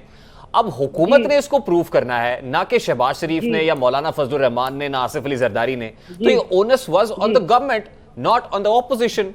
तो अब अगर हुकूमत इसको प्रूव नहीं कर पा रही तो क्या फिर अब ऑपोजिशन को चाहिए कि अब इसकी खोज में लग जाए, या हुकूमत को ही ये करना चाहिए था, यानी जब साबिक़ हुकूमत हो जाए। नसीम सॉरी फॉर इंटरप्शन, मैं मुतालबा करूंगा हुकूमत के इल्म में कोई ऐसी चीज है तो डी क्लासिफाइड कर दी जाए। जी मेरा ख्याल है रेहान, मैं आपको ये बताती चलूं कि ये जो मामला है ना, ये अब पॉलिटिकल रेल्म में आ गया है।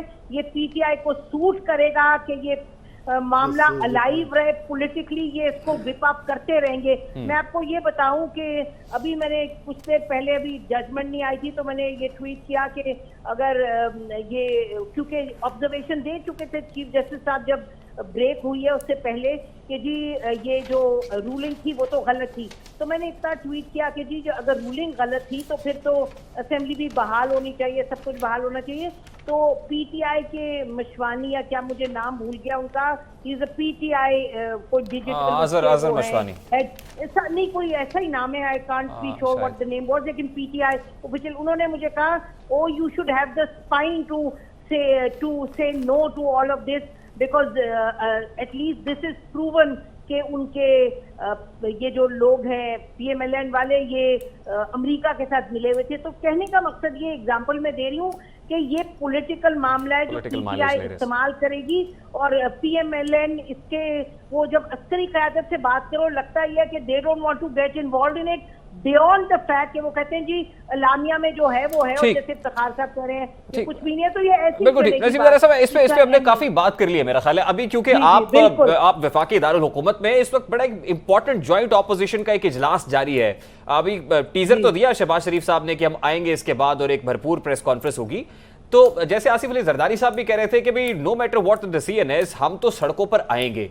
क्या अब भी ऑपोजिशन यही करेगी, सड़कें गर्म करेगी? आपको लगता है अब वो स्ट्रैटेजी चेंज करेंगे, रिवाइज करेंगे उसको? नहीं, मेरा ख्याल है सड़कें वड़के गर्म नहीं करेंगे। अब वो 9 तारीख को जो सुबह 10:30 बजे इजलास है होगा, क्योंकि by the order of the court Saturday morning 10:30 बजे सुबह नेशनल असेंबली का इजलास स्पीकर को बुलाना है, और उसमें जो बिजनेस थी ऑफ द डे 3 अप्रैल की, यानी कि वोट ऑफ नो कॉन्फिडेंस, वो वापस आएगा और उस पर वोटिंग होगी। तो ये तो मेरा ख्याल है उस पर फोकस करेंगे। और अब देखना ये है कि पीटीआई का क्या रिएक्शन होगा, क्योंकि F9 पार्क में आज सुबह से उन्होंने कहा जी कैंप एक लगाया हुआ है पीटीआई ने, और वहां से वो तकारीर वगैरह कर रहे थे।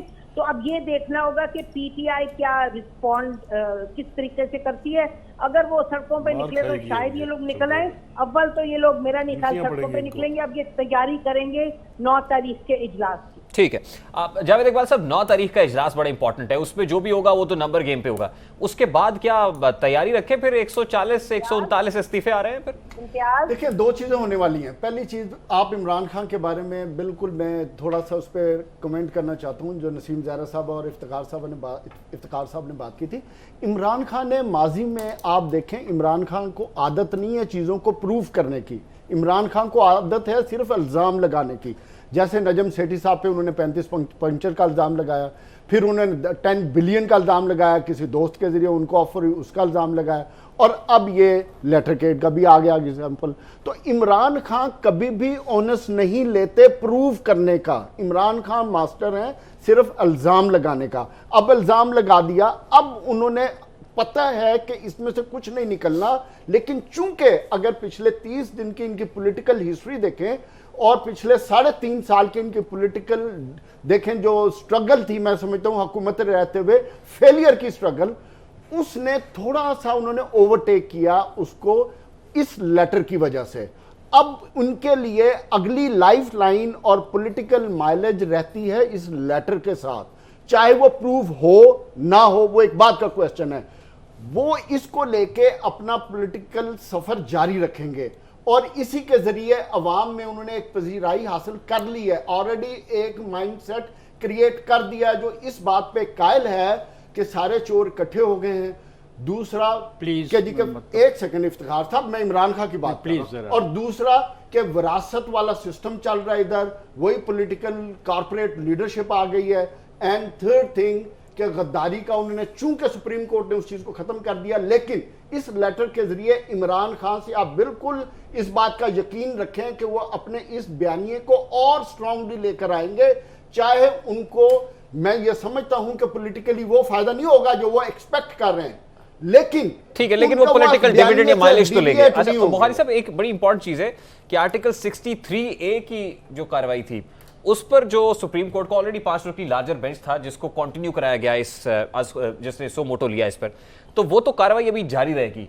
तो क्या वहां से भी कोई सरप्राइज आ सकता है? मेरे ख्याल से आज की जजमेंट को अगर आप थोड़ा सा गौर से पढ़े तो उसमें ये लिखा हुआ था 63A ये था कि जी everybody has a right to vote, जिस भी पार्टी से उसका ताल्लुक हो, and if somebody does the floor crossing उसकी सजा है कि उसको डिसीट करने की का प्रोसेस इनिशिएट हो सकता है। आज उन्होंने कह दिया कि आपने किसी को रोकना नहीं है, आप किसी को नहीं रोक सकते वोट डालने से। मैं तो समझता हूँ कि इम्प्लाइडली उसके ऊपर भी जजमेंट आ गई है आज की। वैसे मैं कुछ कहना चाहता हूँ जो जावेद ने कहा है। जावेद, ये जिम्मेदारी है अब इमरान खान की कि बतौर लीडर ऑफ द अपोजिशन इस पाकिस्तान के साथ जो मोहब्बत है उसका इजहार करें, इलेक्शन में जाएं और इलेक्शन लड़ें। जी, पीजे मीर साहब कुछ कहना चाह। जी देखें, ये सही कह रहे हैं, इलेक्शंस पे जाएं, लेकिन आई मेंटेन ये जो आपकी इंटरनल ये जो बिकरिंग है दोनों की, इसको तो आपने जजेस ने बहाल कर दिया, excellent, leave it at that. अब जो मेन जो कंसर्न है फॉर पाकिस्तान कि अगर इमरान खान को ये रिमूव करने का एक लेटर है या साजिश है या जो भी है, that needs to be investigated. Remember one thing, हमारी गवर्नमेंट्स खुद नहीं जाती हैं, इनको निकाला जाता है। तो कल ये जो गवर्नमेंट आ जाएगी, आपका क्या ख्याल है, इसके साथ ये हाल नहीं होगा? द क्वेश्चन इज, ये चाहते हैं इंटरनेशनल्स जिन्होंने आपको हर वॉर के अंदर इस्तेमाल किया, हर अपने सिस्टम में इस्तेमाल किया और उसके बाद गंडेरी की तरह चूस के इधर फेंक दिया। नो,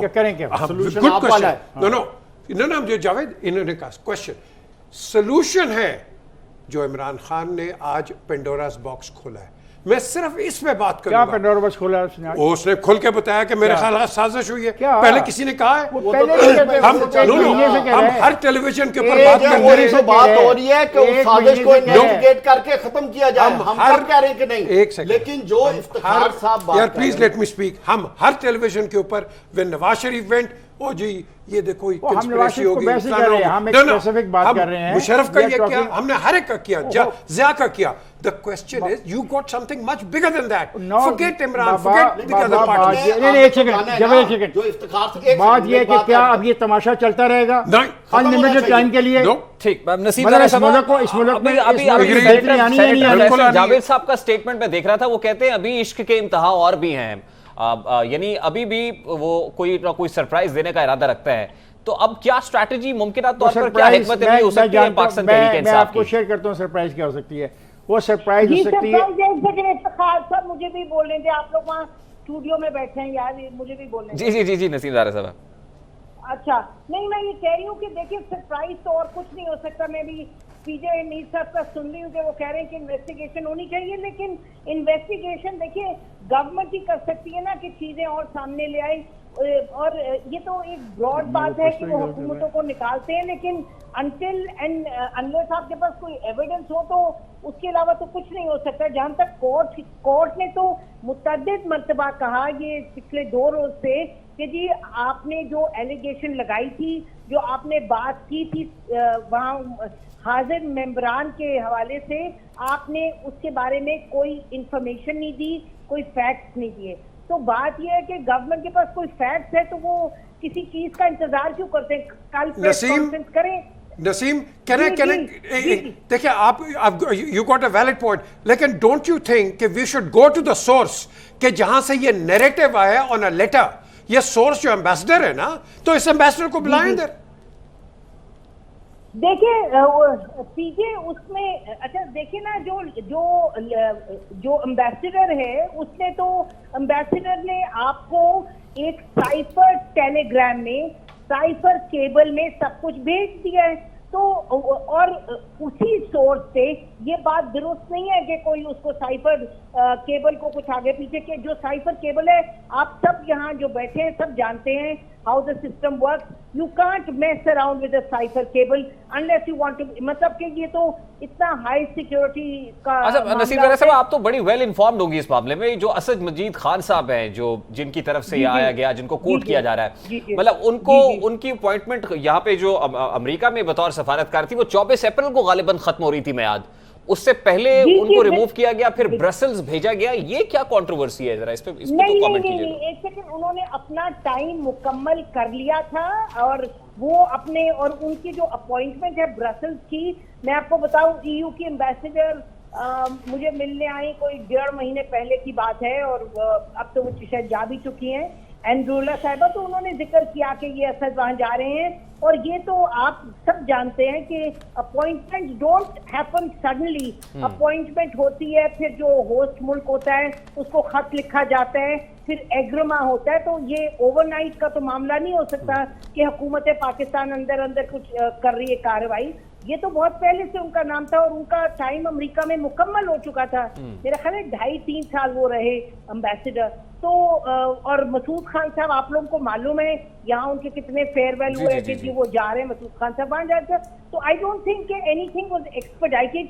सवाल ये है, और पीजे ये मैं आपसे कहूंगी, सवाल सबसे बड़ा ये है कि देखिए ये बात दुरुस्त है कि अमेरिका के हाई ऑफिशियल ने ये कहा कि Imran Khan should go, if he goes we will forgive you, vote of no confidence. अगर लेकिन वो उसमें ना हारे तो फिर हम उनको आइसोलेट करेंगे। ये कहा अमेरिकनों ने, बट कहने में और कहा तो फिर उनकी मजम्मत करनी चाहिए थी जो कि की, और लेकिन कहने में और एक पूरा कैंपेन बनाना और कहना वोट ऑफ नो कॉन्फिडेंस, ये जो आप खुद भी कह रहे थे कि चीजों को कंफ्लेट करना, ये गलत, हम तो गलत कहेंगे जब तक आप हमें कोई एविडेंस ना दें, और एविडेंस तो किसी के पास है ही नहीं। अच्छा Naseem let me just interject, I totally agree with you.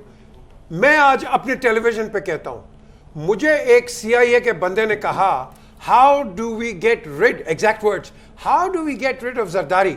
तो आई सेड के what do you mean, you are experts in mangoes. वो कहता है no no no no, that's outdated, we need to find a way to get rid of Zardari. और उस visit पे नसीम आप भी थी, मैं भी था, और बुखारी साहब भी थे जब हम वाशिंगटन गए थे। ये करते हैं बात। अब मेरे पास मैं क्या बताऊं किसको, भाई उस CIA वाले, मैंने तो रहमान मलिक को बता दिया था कि भाई ये बात हो रही है। तो द क्वेश्चन इज, ये करते हैं। मैं आपके साथ किसी CIA वाले से नहीं मिला। नहीं आप नहीं मिले थे प्लीज। हाँ मैं भी नहीं मिली। नहीं, बात ये है कि क्या किसी CIA के एजेंट का कह देने से दुरुस्तगी आ जाती है? हमें एविडेंस चाहिए ना। हाँ, सुनी सुनाई बातों पर तो मैं भी बड़ी कहानियां बना सकता हूँ। मसलन एक देखें, जिस तरह हम सब जानते हैं, अमेरिकन हमसे मिलते हैं, ब्रिटिश जो लोग हैं हमसे मिलते हैं, वो पूछते हैं ये क्या हो रहा है, आपकी क्या सोच है, हम उनसे डिस्कस करते हैं। वो साफ ज़ाहिर कागज़ लिख के अपने मुल्कों को भेजते हैं। ये कोई नई बात तो नहीं है। और बिल्कुल सही बात। ये भी जेरे बहस आता है कि इमरान की पोजीशन कैसी है। हम में से कुछ कहते हैं बहुत स्ट्रांग है, और दूसरा जो मिलने वाला जाता है वो कहता है नहीं बहुत स्ट्रांग नहीं है। वो लिख के रात को भेजता है कि ए ने मुझे ये कहा, बी ने मुझे ये कहा, फिर इसके ऊपर वो अपनी पूरी की पूरी पॉलिसी को देखते हैं। इसमें कौन सी अनहोनी बात है बाबा? अच्छा, मैं एक बड़ा मासूमाना सा सवाल करना इस चाहता हूँ पॉइंट पर मैं आपसे 100% बुखारी साहब जी, मैं एक बड़ा सादा सा सवाल करना चाहता हूँ और फायदा उठाना चाहता हूँ अपने तमाम सीनियर से। मेरा क्वेश्चन ये है कि इस वक्त जो पाकिस्तान के पॉलिटिकल सिस्टम को दीमक की तरह जो चीज़ खा रही है, वो खा रही है दीमक, खुद पसंदी, नफरत की सियासत है और एक दूसरे को अदम बर्दाश्त की सियासत, जिसको इमरान खान ने इतना ज्यादा बढ़ावा दे दिया है कि आज ना अपोजिशन ना हुकूमत दोनों इकट्ठे चलने को तैयार नहीं है। इस सोच के साथ मुझे प्लीज गाइड करें कि ये इस तरह मुल्क आगे जाएगा? क्या पॉलिटिकल सिस्टम आपका आगे जाएगा अगर इमरान खान की आदत को हम समझ जाएं कि वो सेल्फ ऑब्सेस्ड आदमी है, खुद पसंदी में वो बादशाह हैं? क्या इस सोच के साथ मेरा मुल्क किधर जाएगा और सियासत किधर जाएगी? आगे जाएंगे, कोई बात नहीं, उनको समझ आ जाएगी। वे जल्द से जुलूस कुछ कर लें, गुस्सा का इजहार कर लें, और मुमकिन है कि वो पार्लियामेंट से कुछ लोगों को इस्तीफे दिलवा दें। मुमकिन है जज्बाती तौर पे हो कि वो कोई आजकल मीटिंग बुला के ये भी कह दें कि मैं भी छोड़ देता हूँ, ये होगा। तो देखिए बात, लेकिन ये इतनी सादा सी बात नहीं है। This will get very difficult for the government, sir. What is the difficult? ये तो बड़ा प्रॉब्लम बन जाएगा सर। जो भी नई क्या हुकूमत problem आएगी, बन जाए? इमरान खान साहब इज वेरी स्पेशल, बहुत स्पेशलिस्ट है वो धरने करने में, वो जलसे करने में, क्राउड पुल करने में। देखिए मेरी बात सुने साहब, आइन के अंदर रहते हुए जो कोई भी चाहे पाकिस्तान के अंदर सियासी एक्टिविटी कर सकता है, मैं उसको सपोर्ट करूंगा, ये उसका राइट है। बॉटम लाइन ये है कि वो ये उसका राइट है। और गुफ्तगू के अंदर जो हासिल कलाम जुमला है वो है democracy is the best revenge, जो मोहतरमा बेनज़ीर भुट्टो का सेंटेंस है, और उनको उनके साहबजादे बिलावल भुट्टो बड़े अप्रोप्रिएट जगह के ऊपर इस्तेमाल करते हैं। I think this is the appropriate time कि जब ये जुमला कहा जा सकता है कि democracy is the best revenge. अभी वो जा रहे हैं जनाब कायदे हिज़्ब इख्तिलाफ की रहायशगाह पर, जहां पर मुत्तहिदा अपोजिशन का इजलास है, और उस इजलास के बाद भी बहुत सारे ऐसे डिसीजंस हैं जो लिए जाएंगे, और देखते हैं कि 9 अप्रैल तक जो है वो मजीद क्या क्या सरप्राइजेस आते हैं। क्या कुछ सरप्राइज का मौका बचा भी है, या तमाम सरप्राइजेस अब इस लैंडमार्क जजमेंट के बाद दम तोड़ चुके हैं? इफ्तिखार साहब मैं कुछ कहना चाह रहे हैं? मेरा ख्याल हम तो है ही सिर्फ ज़ेबे दास्तां के। इमरान खान साहब, मैं आपसे गुजारिश करूंगा, please play a game as a good player now, please. You mean show sportsman spirit? Sportsman spirit, आए खेलें, ये आपका भी मुल्क है, आपकी भी एक पार्टी है, लोग आपको भी चाहते हैं, पार्टी के आपके वर्कर्स हैं, अपनी पार्टी को तबाह मत कीजिए, आपके गलत फैसले आपकी पार्टी को तबाह कर देंगे। यानी खेल में खिलवाड़ ना करें। बुखारी साहब, एक और जो चीज़ बड़ी इंपॉर्टेंट है, I follow it up with him, ये जो तलखियाँ और जो एक बदजबानी हम देख रहे हैं दोनों साइड से, यार इसको बंद कर दें, इसको बिल्कुल बंद कर दें, बिकॉज इनफ इज़ इनफ। अब आपके सामने जो भी है, डेमोक्रेसी जैसे भी है आ गई है या रिस्टोर हो गई है, लेकिन ये तुम चोर हो, तुम चोर हो, ये जो है ये इसको खत्म, ये बस कर दो यार, बहुत हो गई बात। मैं जरा थोड़ी सी वजाहत के साथ करूं, इमरान खान साहब, आप आइन और कानून के दायरे में रह के जो मर्जी करें, लेकिन प्लीज जो इफ्तिखार साहब कह रहे हैं, एडवेंचर ना करिएगा। एडवेंचर का लफ्ज मैंने इसलिए यूज किया कि शायद आप कोई कार्ड किसी अपॉइंटमेंट के हवाले से खेलना चाहते हैं, प्लीज वो ना, ये होगा। आप अगर वो आप खेलेंगे तो वो भी मिसफायर होगा। जावेद इकबाल साहब, मेरा ख्याल है कि मेरे पाकिस्तानी इतने सादा नहीं है कि आपकी बात ना समझ सके कि आप क्या कहने की कोशिश कर रहे हैं। आपको क्या लगता है कि इमरान खान साहब ने मुस्तकबिल में सियासत नहीं करनी? मेरा बड़ा सादा सा सवाल है आपसे। बिल्कुल क्या यही बात हम कह रहे हैं। सियासत के ताबूत में आखिरी कील ठोकेंगे वो ये करके? काश इमरान खान को अगर मुस्तकबिल की सियासत की फिक्र होती तो शायद वो जो 3 अप्रैल को जो काम किया वो शायद ना करते। उससे पहले जब उनको ये बात पता चल गई थी कि उनके पास नंबर गेम नहीं है, तो वो ऑनरेबली एग्जिट लेते और कौम को इलेक्शन की तरफ ले जाते। चूंकि इमरान खान अपने आप में एक ही इमरान खान है, जो मैं पहले क्वेश्चन किया था अपने सीनियर से, वो सेल्फ ऑब्सेस्ड आदमी है। नहीं, लेकिन ये जो बात आप एडवेंचर वाली कर रहे हैं और किसी अपॉइंटमेंट की तरफ इशारा कर रहे हैं। जावेद इकबाल साहब, एक मिनट सर, पानी पी ले। जावेद इकबाल साहब, पानी नहीं है इधर। अच्छा, पानी मंगवाएं सर। ये जो अपॉइंटमेंट से मुतालिक बात कर रहे हैं भाई साहब, ये देखिए ये बात, ये तो मुझे लग रहा है जावेद इकबाल साहब को एडवेंचर कर रहा है। यही कर सकता है और ये एडवेंचर कर रहा है, and because of his background he can afford to do that. लेकिन 2 बातें जो मैं अर्ज करना चाहता हूँ वो ये है, आप लोगों ने इमरान खान को या एज ए फ्लेमबॉइंट देखा है, यानी प्लेयर के तौर पे बहुत बड़ा आदमी, या आपने प्राइम मिनिस्टर देखा है? उसका जरा प्रोटोकॉल हटने दें, उनको जरा सड़क पर अपनी गाड़ी पर आने दें, फिर पता लगेगा सियासत क्या होती है। अभी सियासत उन्होंने की है। एक बात जिस बंदे का नाम है इमरान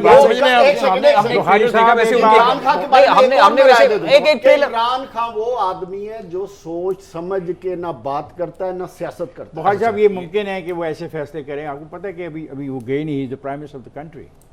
वो ऐसे फैसले कर सकते हैं कि ये जो हेलीकॉप्टर है ये साबका प्राइम मिनिस्टर के पास 6 महीने रह सकता है, साबका प्राइम मिनिस्टर को 6 महीने ये मिलते हैं। सब कुछ फैसले हो सकते हैं। कागज़ों पे ऑर्डर ही जारी करने, आप ऐसा ना समझें कि वो इतना तब्दील हो जाएगा। मैं जो सिर्फ चाहता हूँ, खुदा की कसम, मैं चाहता हूँ कि ये अपनी सोचे, गलतियाँ होती हैं, उन गलतियों को सोचे and should start going to the people. जब तक उसके पास डबूज एंड शेखूज है, उसमें कैपेसिटी नहीं है सोचने की। ये जो एक बबल है ना सर, वैसे में अदना सा जो है, मेरे पास जो इन्फॉर्मेशन है उसके मुताबिक एक बबल है जो अपॉइंटमेंट के नाम पे क्रिएट किया गया है। जिनके हाँ अपॉइंटमेंट की बात हो रही है वो भी अपॉइंटमेंट लेने वाले चक्कर में नहीं है, ना उन्हें कोई नेक्स्ट टर्म चाहिए। ये मैं इंफॉर्मेशन की बुनियाद पे कह रहा हूँ, ये मैं इंफॉर्मेशन की बुनियाद पे कर रहा हूँ। इसलिए मेरा ख्याल है कि इससे आगे की बात करते हैं। जो बुखारी साहब कह रहे थे कि जब प्रोटोकॉल नहीं रहता है तो उसके बाद मामला तब्दील हो जाते हैं। ये तब्दील होते हुए हमने गुज़श्ता रोज देखे। सर मुझे प्लीज अगर आप प्लीज इजाजत दें सर, साबिक वज़ीर कानून प्रोटोकॉल साथ में ATM भी दे दूं कि जब प्रोटोकॉल और ATM नहीं होते, मैं इजाफा करना। साहब कितना वक्त रह गया सर? वाइंड अप कब कर रहे हैं हम? अच्छा 6 मिनट्स हैं अभी सर, अगर आप 1 मिनट दे दें। साबिक वज़ीर कानून फवाद चौधरी साहब जो अब वज़ीर कानून हो गए हैं, गुज़श्ता रोज क्या हुआ सर उनके साथ प्रेशर में? शायद वो समझ रहे थे कि मैं वज़ीर कानून हूँ, और जो टोन और जो लहजा और जिस तरह से उन्होंने गुफ्तगू की एक सहाफ़ी के साथ और उसके बाद फिर क्या फेस करना पड़ा, तो कल ही की बात है। उन्होंने कहा हमने प्रेस कॉन्फ्रेंस आपकी कवर ही नहीं करनी है भाई। तो ऐसे बहुत सारे मामला जो जब आप प्रोटोकॉल में होते हैं तो उस वक्त एंजॉय करते हैं लिबर्टी, लेकिन उसके बाद एंजॉय करने की गुंजाइश बाकी नहीं रहती। तो I agree with you Bukhari साहब। अच्छा, कल फिर अगर ये गवर्नमेंट ये आ जाती है इनकी, तो Farogh Naseem will he come back as a law minister from resign कर गया? वो तो रिजाइन कर गया because he's joined MQM. MQM is party now. वो तो ऑपोजिशन में है ना सर।